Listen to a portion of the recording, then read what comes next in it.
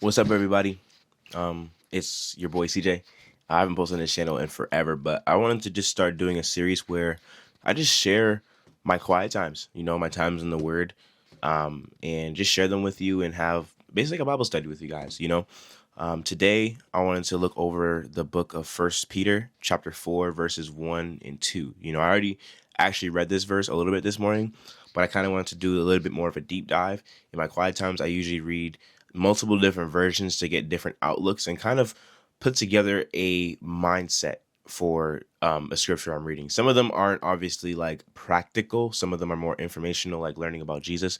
But there's a lot of practical stuff you can get from scripture.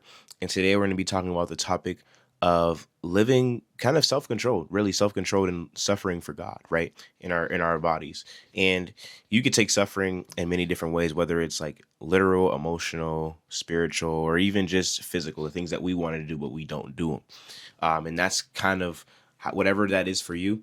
This scripture, honestly, is a very good one. I just literally opened my Bible, saw it. I was like, yo, this is amazing.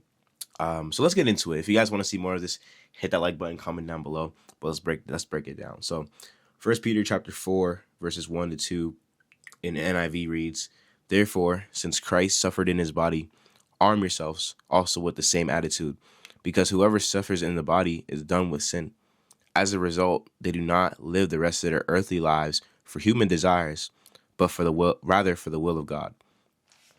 Now I'm going to read the AMP version.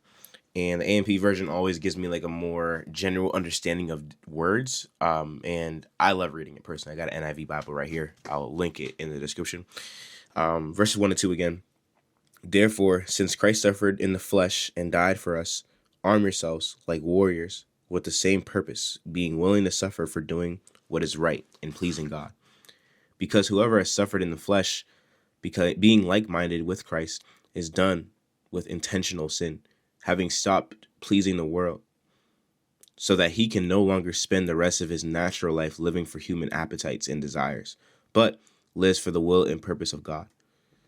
I love this.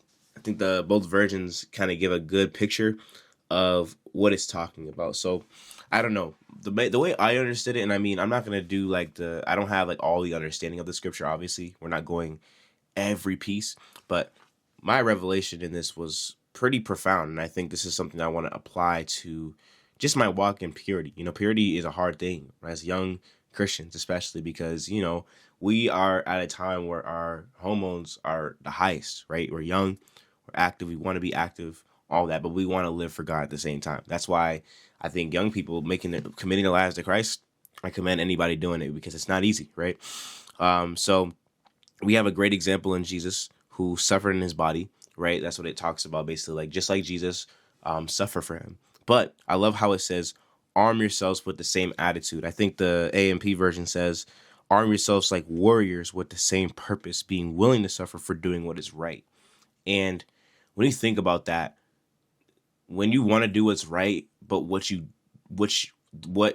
don't want to do feels right, that's the most conflicting desire ever. Like that's living with conflicting desires. You don't want to do you end up doing what you don't want to do, but you don't do what you're supposed to do. That's like the hardest fight because oftentimes that's a result of this conflicting desire. We feel like we have to give into lust. We have to give into pornography, all that different stuff.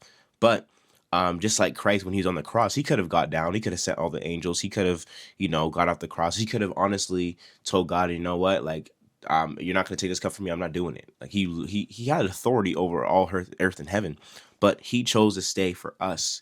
He chose to stay because he loved us. In the same way, we choose to do what's right for him because we love him, right? That love is really the motivator. We gotta almost be like warriors, like the AMP version says, and suffer for the purpose of doing what is right and pleasing to God. That's why we live our lives. Our lives are sacrifices now that we're Christians. We suffer for the name of Jesus. We do what's right for the name of Jesus, and we do what's pleasing to God because he loved us. Not because we want to do it, right? This walk isn't supposed to be what we want to do. When we say Jesus is Lord, we say, Jesus, you have authority over my agenda, my schedule, my desires, what I want to do, how I want to do it, when I want to do it. You know what I'm saying? And more. But Jesus, when he's Lord, he has full control. You give him the keys. He's the one that is, he is the one that is in control of our lives. He has a controller.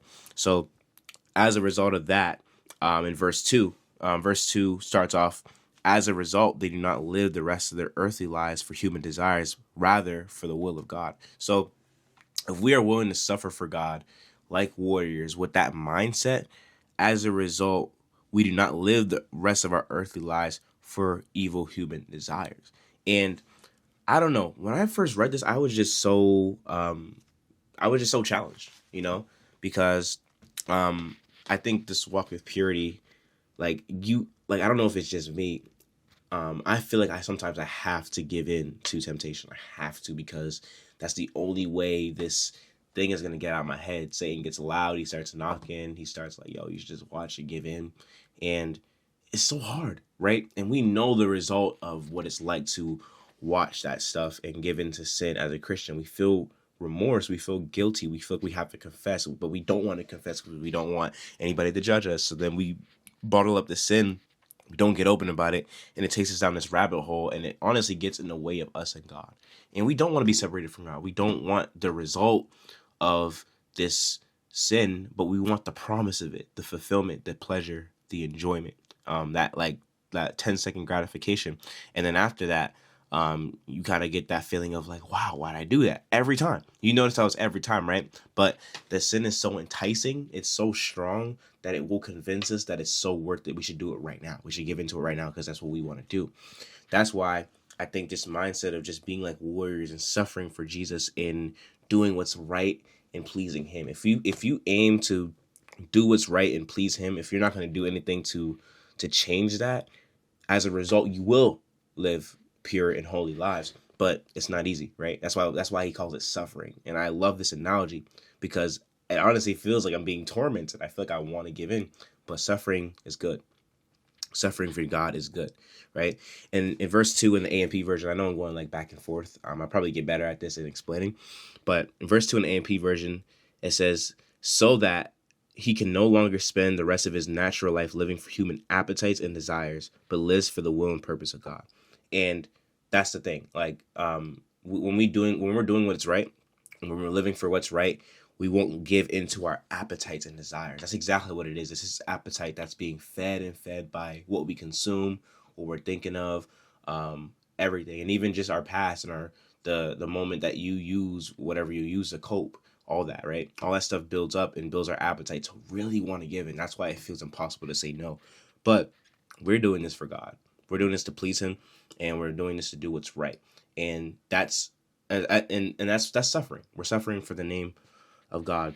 So I don't know, take this verse as you will. I am looking at this just as a mindset shift that, obviously you think about all the things of purity. Flee.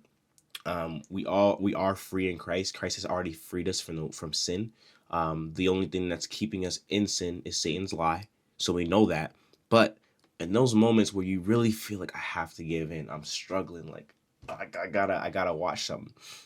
Hold on to this verse because we're warriors for Christ. We suffer for the name of Jesus, and we're suffering for a good thing. We're suffering for righteousness. We're suffering for pleasing God. And suffering is good in that manner, right? You would think like if I was suffering for my wife, right? If it was either me suffering and me being hurt or her, I would suffer because I know doing this for her is worth it, right? I'm doing this for her because I love her. In the same way with God, we want to suffer for what's right because we want to please God. That's why we live our lives as disciples. So I went a lot of different places. Any practicals from, if you guys were to take away anything, I want you guys to take away from some practicals. So in those moments where you're struggling, have this mindset. Just remember and remind yourself in the word, turn your Bibles open when you feel tempted that I'm suffering for a good thing. Like me sitting here not giving in and fleeing is worth it because I'm suffering for the name of God. And I am a warrior. I'm joining in that suffering that Jesus had. Number 2, set up some guardrails to help you suffer, to help you prevent yourself from getting in. Sin is so enticing that I know for me personally, like if I were to open any app like Reddit, Twitter, Facebook now even, and I'm feeling tempted, I'm going to give in. I'm not strong. I don't have that much self control to put myself in the room with sin and not give into it. I don't have that self control. So for me, I got a set of guardrails. I can't access Facebook on my phone. I can't access all those apps on my phone. I have accountability apps where it screen records everything I do, sends it to my trusted people, and yeah. So I set up some guardrails that I won't even go that far, but also I am going to, even in my suffering, not give in to any temptation to disable all those things because I want to suffer for Jesus, right? So I'm sorry if I sound redundant, but that's pretty much that. I just wanted to share my quiet time with you guys today. If you guys would like it in a certain style, like you guys want to see my notes and everything, let me know. Any feedback. I haven't posted this channel in a minute, and I know that when I was posting out, these videos were impactful. They were helpful, and I pray that this message was helpful for you too. I love you guys. Stay blessed. Stay in the battle. It's every day, and you're not alone. Okay, you're not alone in your suffering. But your suffering is for the greater good of pleasing God and doing what's right. Love you guys. Stay in the walk. Let's get to it. Love you guys.